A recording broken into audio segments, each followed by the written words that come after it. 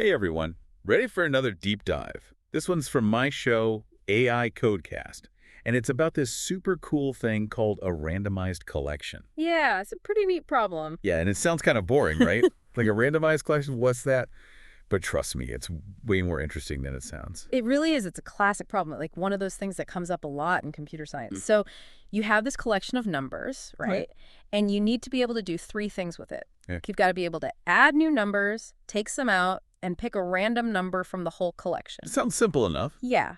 But here's the catch. You need to be able to do all of that crazy fast, like no matter how many numbers you've got in there. Oh, okay, that's where it gets tricky. Exactly. You've got to be efficient. So how fast are we talking? Like milliseconds? Even faster. We're talking about what we call, in the coding world, O1 time, which basically means no matter how huge your collection gets, those operations, adding, removing, picking a random number, they all take pretty much the same tiny amount of time. Whoa. That's what blew my mind when I first saw this on AI Codecast. Insert, delete, get random O1. It sounds so simple when you say it like that, Right. but making it actually work, that's the real challenge. Exactly. So let's start with the basics. Like, what if we just didn't care about speed at all? What would be the simplest way to store these numbers? I'm guessing just like a list, just stick all the numbers in a row? Yeah, you got it. A plain old list or an array. Super simple. Seems like it. But there's a problem, well, not a problem, but a bottleneck when we try to do those three operations efficiently, like we talked about. Oh, right, the speed thing. Yeah, so think about it. You have this long list of numbers, and you want to take out a specific one from somewhere in the middle. What do you have to do?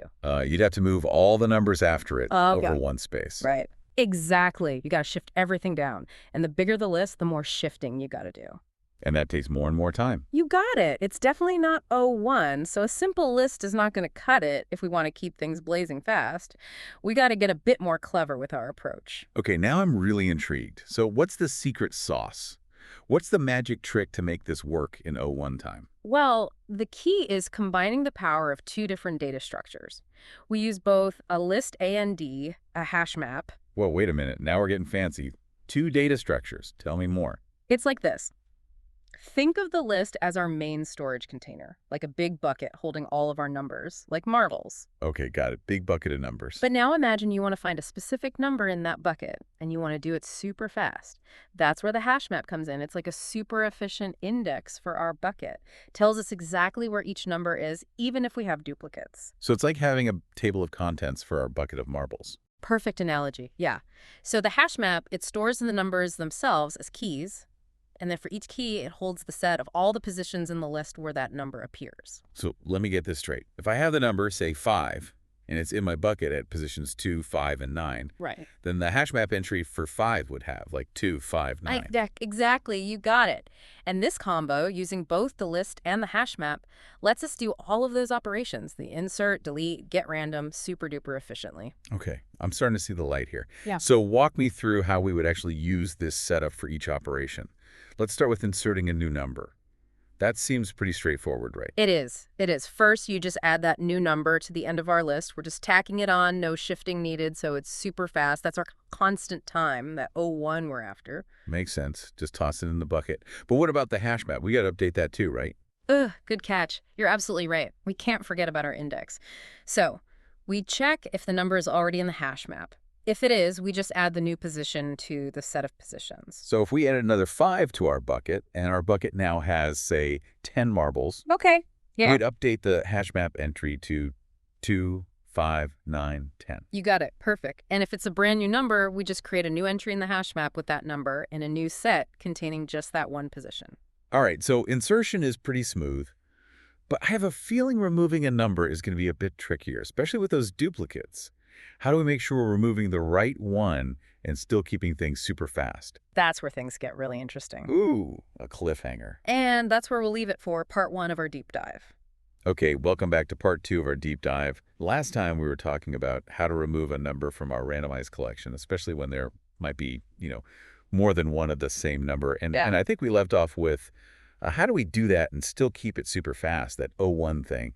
Right, right. It's a great question. And the solution is pretty clever. It's called a swap and pop.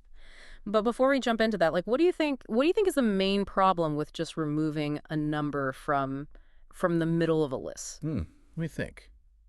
Well, if you just, like, yank it out, don't you have to move all the other numbers over to fill the gap? That sounds like it could take a while, especially if your list is, like, super long. Exactly. You're right on the money. We'd have to shift all those elements, and shifting takes time. The more elements, the more time. And remember, we're trying to stick to that magical O1 time, which means it should be super fast no matter how big our collection gets. Right, right. Constant time. So how do we get around this shifting problem? Is that where this whole swap and pop thing comes in? You got it. That's the trick. It's a really smart way to avoid all that shifting. So let's say we want to get rid of a specific number. We can call it target. First, we use our handy hash map, our index, remember, to find where target is in our list. So we look up target in our table of contents, and it tells us, hey, that number's a position, whatever. Yeah, exactly. And here's where the swap comes in. We don't just remove target from its spot. We swap it with the very last element in the list. Wait, why would we do that? Because swapping is super fast. It doesn't matter how long the list is, swapping two elements always takes the same amount of time. It's a constant time operation. Oh, I get it. By swapping it with the last element, we basically just move target to the end of the list without having to shift anything. Exactly. Brilliant, right. And now that target is at the end, we can just pop it off, which is another super fast, constant time operation. Sneaky. We got rid of target without doing any of that time-consuming shifting. But wait, what about our hash map? We got to update that to reflect the change. Oh, yeah, absolutely. We can't forget our trusty index. So we need to do two things. First, remove the old index of target from the set in the hash map. So like if target was at position 5 and we swapped it with the last element, we take 5 out of the hash map entry for target. Exactly. And then we have to update the index of the element that we swapped from the end of the list. You know, it's now in the spot where target used to be. Okay, let me see if I got this.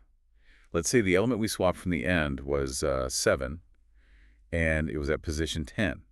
So now, after the swap, it's at position 5, where target was. So we got to update the hash map entry for 7 to show this new position. You got it. You got it. And that's the beauty of swap and pop. We removed target, and we kept everything running in constant time, O1, the whole way. That's awesome. So we've tackled insertion and removal. What about the last piece of the puzzle, getting a random element from the collection? That's the easiest part. Since everything is stored in a list, and we can access elements by their index in constant time, we just generate a random index within the bounds of the list, and bam, we've got our random element. So, like, if our list has 10 elements, we pick a random number between 0 and 9, grab whatever's at that spot in the list, and we're good to go. Exactly. Simple as that. And because both of those operations, picking a random number and grabbing an element from the list, those are both constant time, the whole get random operation also stays within our O1 time complexity. Pretty impressive, right? We've managed to make all 3 operations, insert, remove, and get random, all work in constant time. But what about memory usage? Are we, like, using a ton of extra memory to make this happen? Oh, that's a great question. You're thinking about space complexity now, and it's an important consideration. Since we're storing everything in both the list and the hash map, the space complexity is it's ON, being the number of elements in our collection. So the more stuff we have, the more memory we use. That makes sense. Yeah, it's a trade-off, right? But in many cases, speed is the top priority, and a bit of extra memory is a small price to pay for that kind of performance boost. True. So are there any, like, potential chaps we should be aware of when we're actually putting this randomized collection into action? Well, there are a couple subtle things to watch out for, but we can dive into those in the next part of our deep dive. Okay, welcome back to the final part of our randomized collection deep dive. We've talked about how to make it work, all those fast operations. But you mentioned there might be some things we need to be careful about, right? Some potential gotchas. Yeah, there are a couple of things. Like, one thing is how well our hash map actually performs. We're really depending on it to give us those constant time lookups for the positions of our numbers. Right. That's our speedy index, our table of contents. So what could go wrong there? It all boils down to how the hash map handles collisions. When you have a bunch of numbers that all hash to the same index in the hash map. Oh, okay. So it's like when you try to shove too many clothes into one drawer, everything gets all jammed up and you can't find anything. Exactly. In the worst case, if we have a ton of these collisions, searching for a number in the hash map could end up taking linear time. Uh-oh, not good. Yeah. Wouldn't that defeat the whole purpose of using a hash map? Yeah, exactly. It would slow things down big time. But, in practice, a good hash function or hash map that's sized properly, they usually keep those collisions under control. But it's something to think about, especially if you know you're dealing with data that might be prone to collisions. Got it. So hash map collisions, those are one thing to watch out for. Anything else? Well, another thing is the specific type of set we use inside the hash map. Remember, we're using a set to keep track of all the places where a number appears in the list. Right, right.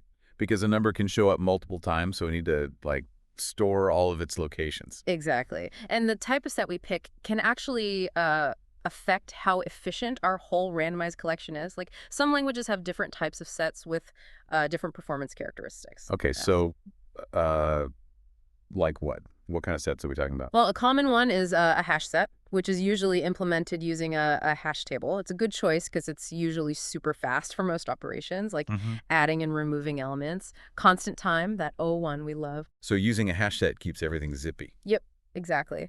But if we were to use, say, a tree set, which is based on a sorted tree structure, some operations might take logarithmic time, like O log, which is, it's still pretty decent, but it's not as fast as constant time. Got it, got it. So it sounds like the type of set we choose can make a difference. Exactly. It might seem like a small thing, but it can really, it can ripple out and affect the overall performance of our whole randomized collection. Okay, so watch out for those sets. Good to know. So we've covered those potential pitfalls, which is really helpful. But now I'm kind of curious, like, where would we actually use this randomized collection, out in the real world?